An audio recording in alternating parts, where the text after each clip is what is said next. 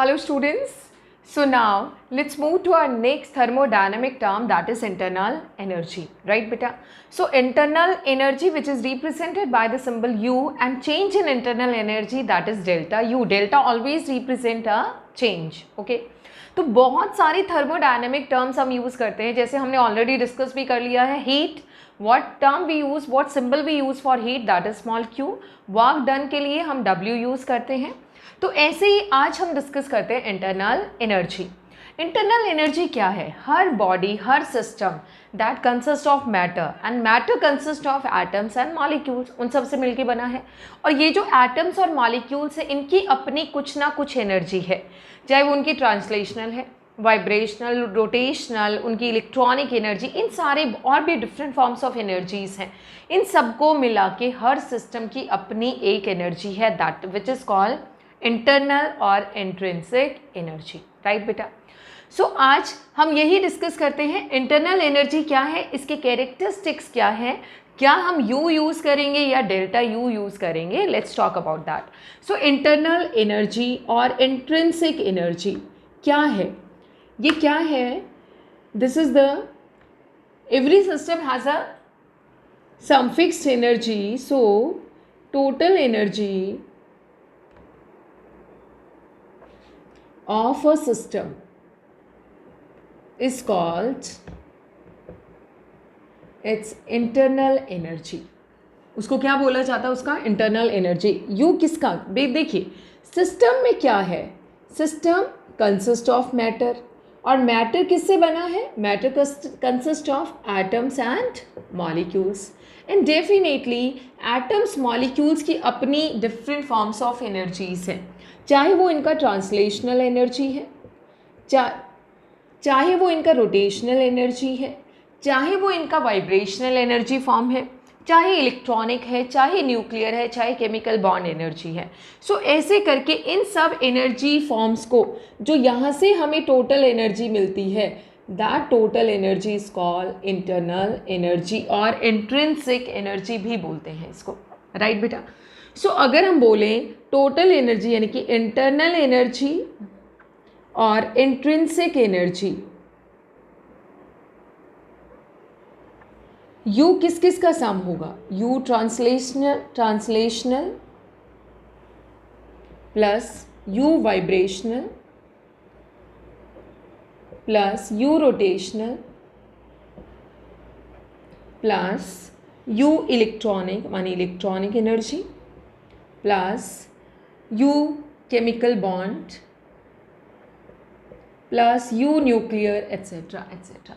तो इन सारे एनर्जी फॉर्म्स का जो सम है that is called the internal energy और intrinsic energy.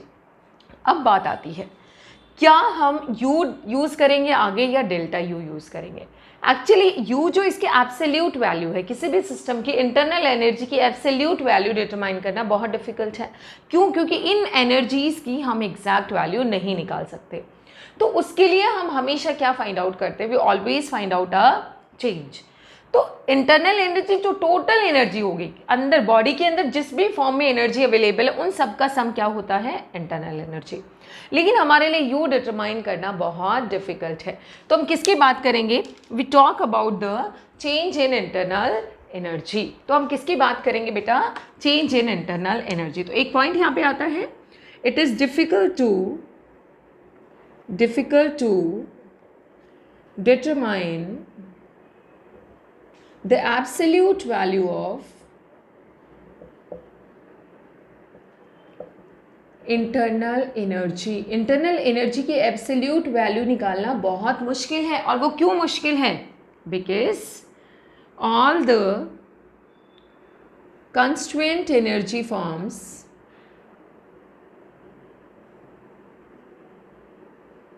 like vibrational, rotational, electronic, translational, etc. cannot be measured exactly.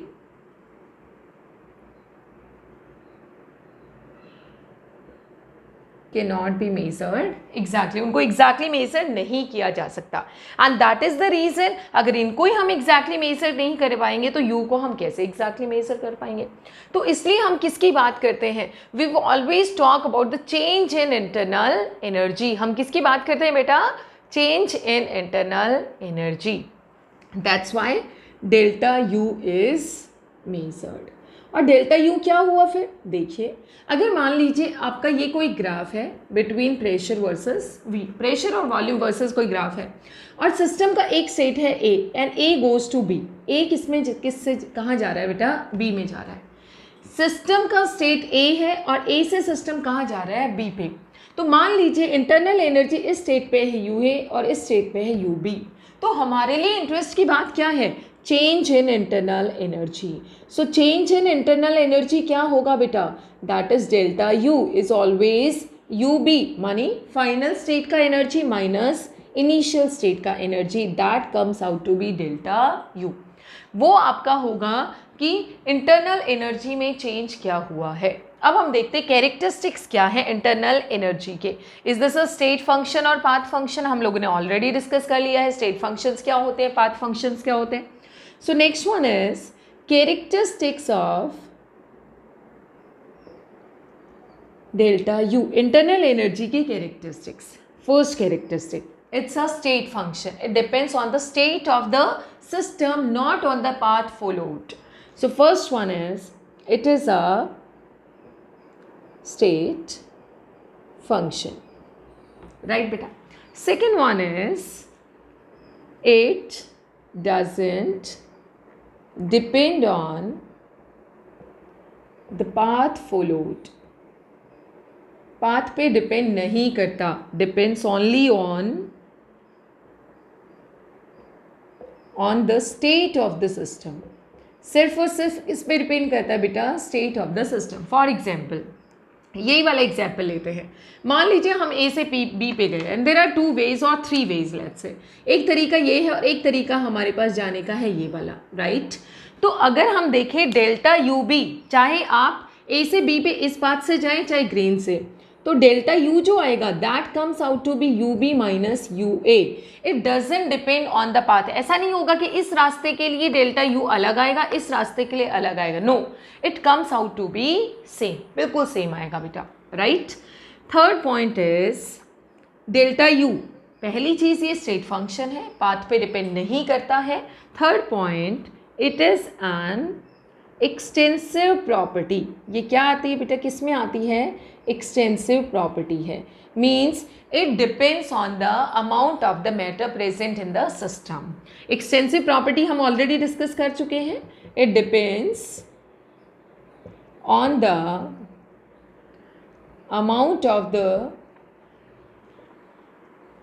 Matter present in the system, उसके ऊपर डिपेंड नहीं करे, उस पर डिपेंड करेगा, right. So this is an extensive property internal energy. Fourth characteristic point, because this is a state function, तो state function होने के लिए for a cyclic process,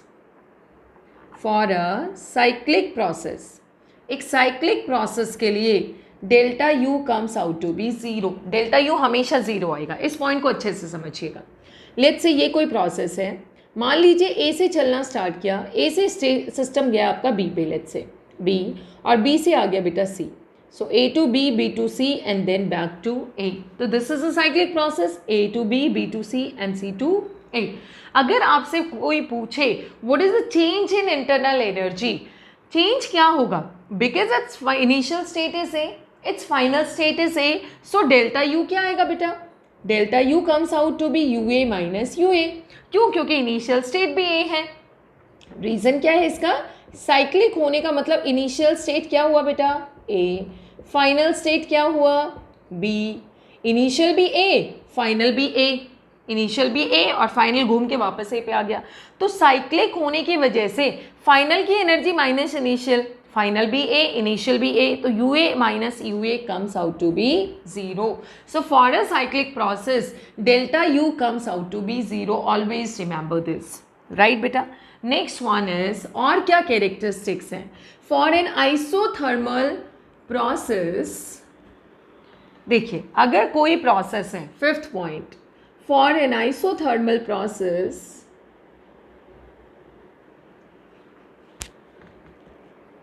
isothermal process का मतलब क्या होगा, delta T is zero, means delta T is zero, और जहाँ जहाँ डेल्टा टी जीरो होगा वहाँ वहाँ delta U is always zero.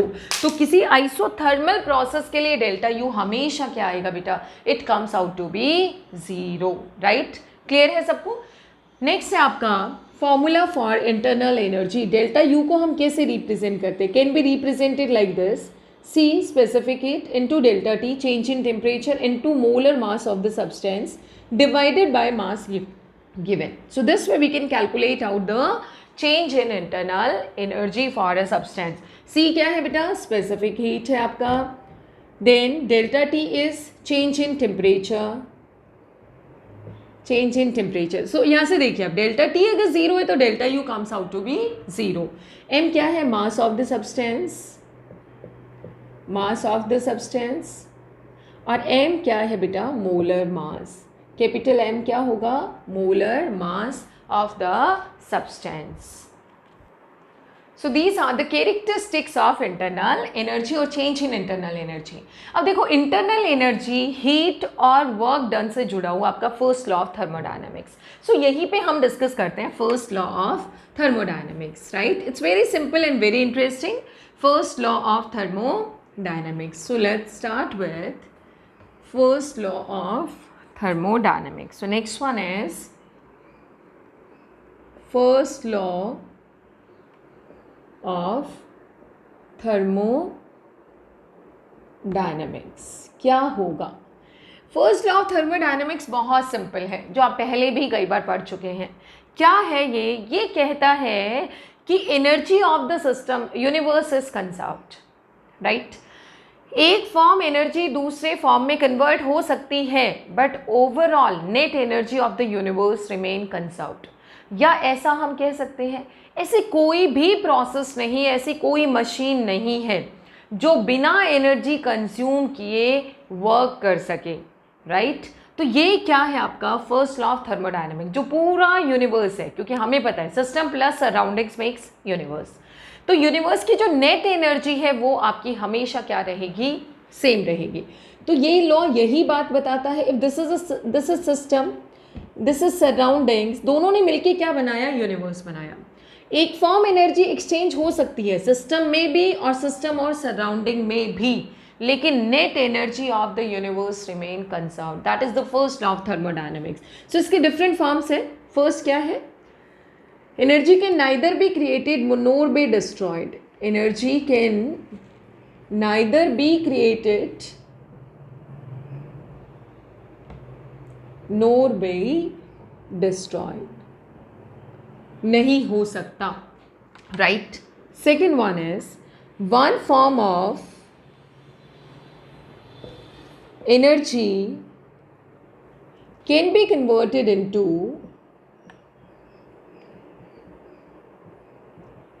another form of energy, but total energy of universe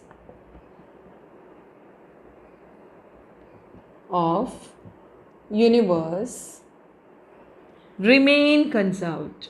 वो हमेशा क्या रहेगी, सेम रहेगी। उसको ना खर्च किया जा सकता है, ना बनाया जा सकता है।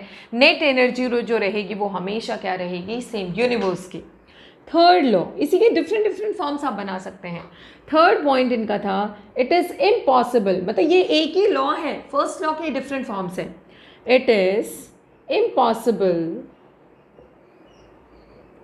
To design a machine, perpetual machine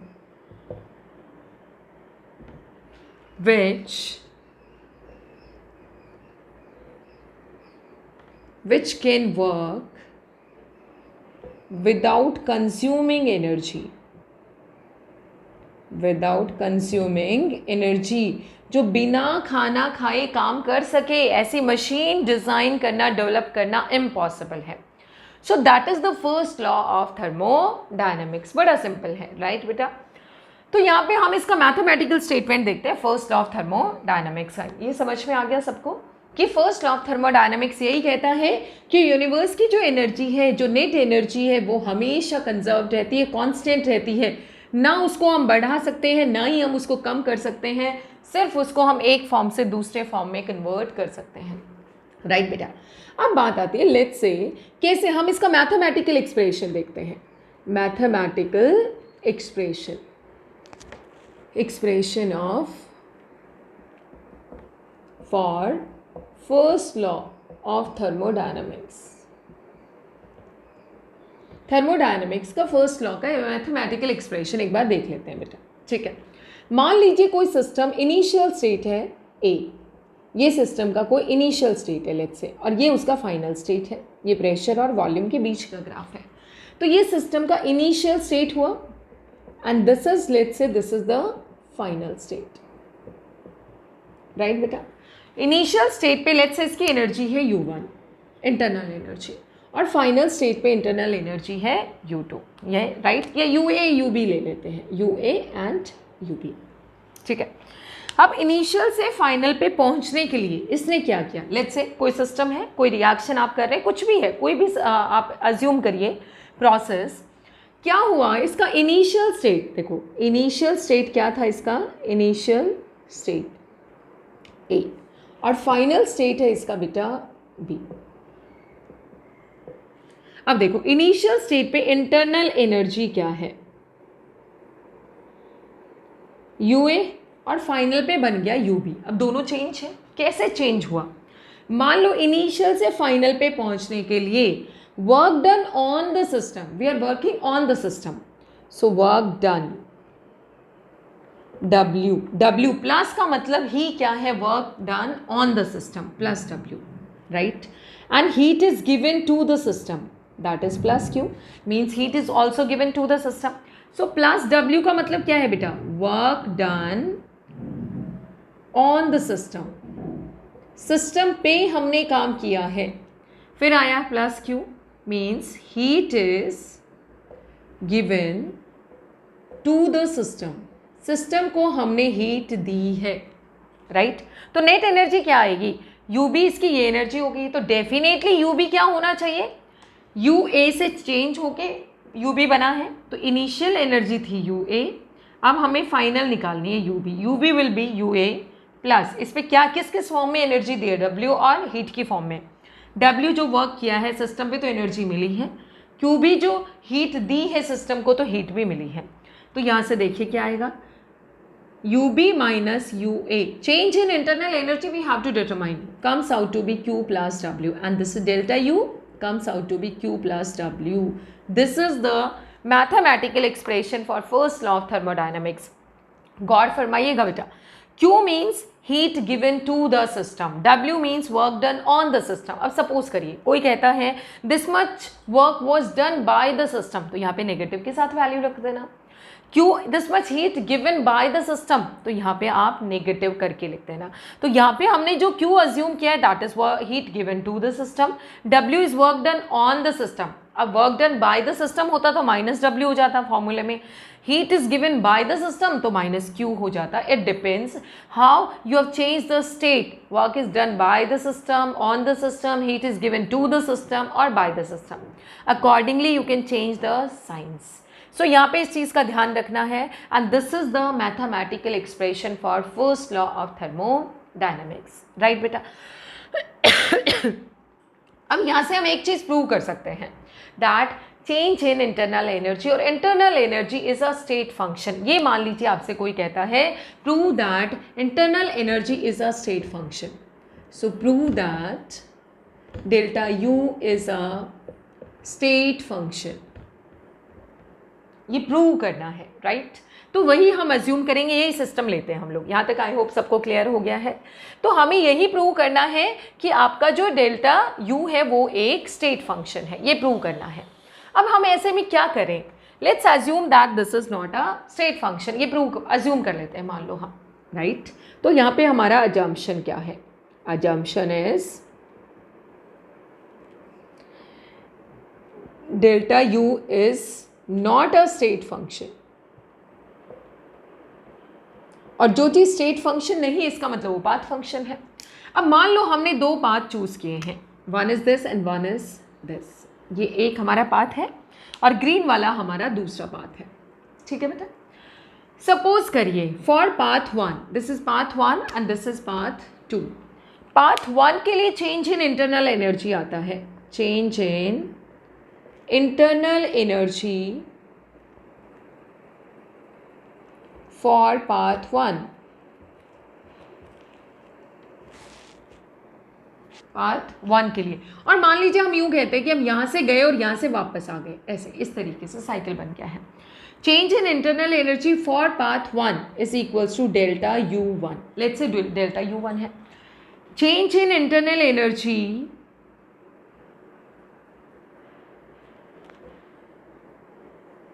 for path two, delta U two आएगा, ठीक है। अब हम ए से बी पे गए और बी से वापस ए पे आ गए, ठीक है। पाथ वन के लिए हमारी चेंज इन इंटरनल एनर्जी है delta U one, path two के लिए डेल्टा यू टू। तो अगर ये पाथ फंक्शन है, if delta U is path function, then delta U one should not be equal to delta U two. Equal नहीं होना चाहिए। इक्वल नहीं, इसका मतलब कहीं ना कहीं से हमने कुछ और एनर्जी इसको दे दी है, कहीं मतलब यूनिवर्स की एनर्जी कंजर्व नहीं है। हम ये कह रहे हैं यहाँ से यहाँ गए, वापस यहाँ से यहाँ आ गए और एनर्जी सेम नहीं है, इसका मतलब क्या हुआ, एनर्जी इज नॉट कंजर्व्ड। और एनर्जी इज नॉट कंजर्व, तो इसका मतलब थर्मोडायनेमिक्स का फर्स्ट लॉ तो फेल हो गया। That is again in contrast to first law of thermodynamics, तो वो तो पॉसिबल ही नहीं है। तो इसका मतलब हमारा अजम्पशन रॉन्ग है। So if delta U is a path function, delta U one is not equal to delta U two. This contradicts first law of thermodynamics. ये थर्मोडायनेमिक्स के फर्स्ट लॉ को कॉन्ट्रडिक्ट करता है, right. This implies which is not possible, जो कि possible नहीं है, which is not possible, right. और नहीं possible means our assumption is wrong, हमारा अजम्पशन रॉन्ग है। Means delta U is a proved. अब हमने क्या प्रूव कर दिया बेटा, delta U is a state function, it's not a path function. ये एक स्टेट फंक्शन है, एक पाथ फंक्शन नहीं है। So that's all about first law of thermodynamics. Now we'll be solving some problems based on first law of thermodynamics.